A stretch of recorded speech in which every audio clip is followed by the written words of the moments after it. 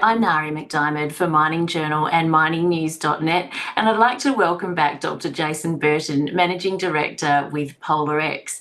And Jason, you've just announced some more assays from your Alaska Range project in the US, and that's extended the high-grade copper mineralisation to more than 300 metres below surface. But I understand this drilling was focused on one particular cross-section plane. What was the reason for that? Well, Murray, the thought process behind it is to really focus on a specific target zone to orient diamond core and really tighten up our understanding of the structures in close proximity to each other. So you can establish continuity without making too many assumptions. And by doing so, you're piecing together the structural history. And by simple emplacement, this stuff is on tectonic scales.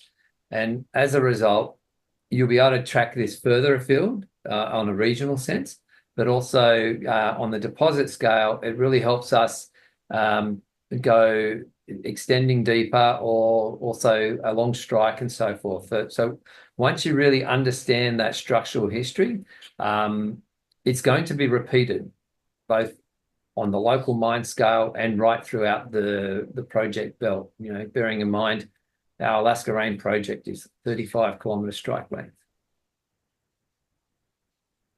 Well, Jason, you mentioned piecing together the information, and one thing PolarX has said is that you've used detailed structural logging of diamond core, and that's helped identify where the mineralisation might continue. So I know you've got a PhD in structural geology. How is this information going to help you find potentially more extensions at depth or throughout the regional package?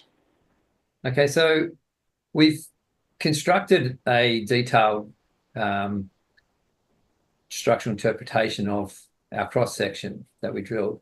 And then we've also added like the annotated conceptual structural zones that we think we can target. So from there, we can tell which part of a fold we're on and then likely to progress into another fold. And that in itself gives you very accurate sort of targeting at depth, but also, for example, from the south, the folding is interpreted to actually come underneath us at some point. So when you're drilling, you've got to bear that in mind to how you orient your core, exactly where you position your holes and so forth. Then to the north side of the ore body, we can see the fold coming back underneath to the north, and it's probably going to progress into another synclinal fold before we get to the thrust plane that we've also uncovered out in the field from trenching. So this is identifying to us, where the likely extents are to the mineralisation, because it's structurally controlled as the mineralisation comes before any of this history of the geology. It all happened on the ocean floor, where it was quite pristine and undisturbed. But then as you've had the tectonic plates collide, then you've had the structural deformation take place. So for us, it's about unraveling that history and deciphering what that subsequent geometry is on the ore body. And then we'll position our drill rigs accordingly to where we think it's likely to extend. So then what's next for PolarX, Jason? Well, we're in the process of completing these structural models, 3D models for Caribou Dome and Zackly. And there's some quite remarkable similarities between Caribou Dome and Zackly.